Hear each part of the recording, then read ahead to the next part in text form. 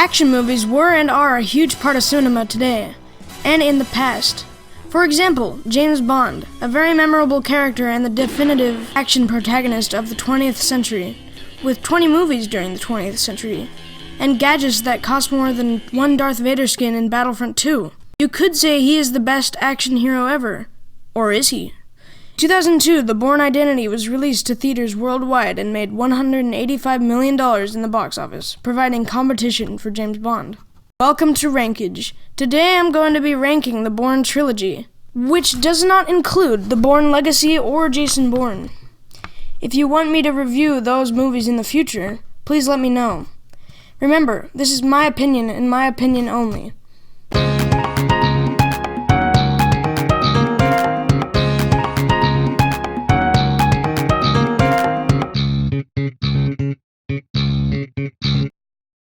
Coming in at number 3.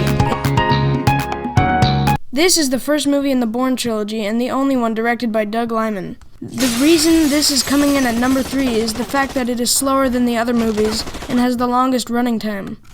This is still a great movie with an 83% on Rotten Tomatoes and a 7.9 out of 10 on IMDb. On a 1 to 10 scale, I would give this movie a 7.4 out of 10. Coming in at number 2. This was almost my number 1, but I decided...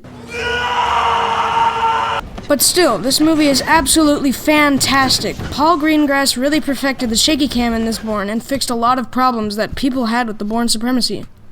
Even though being the third and last installment in the Bourne trilogy, it still received a boatload of critical acclaim, which is really great considering most third films are really hard to make good.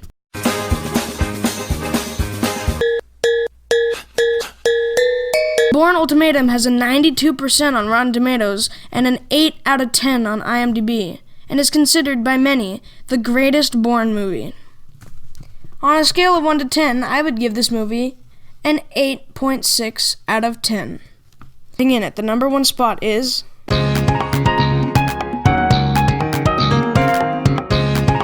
The Bourne Supremacy. There isn't anything to say except that this movie is great, receiving an 81% on Rotten Tomatoes and a 7.8 out of 10 on IMDb, which, by the way, is the worst rating out of all 3 films. This movie has the best plot out of the 3 and is the most action-packed. I understand.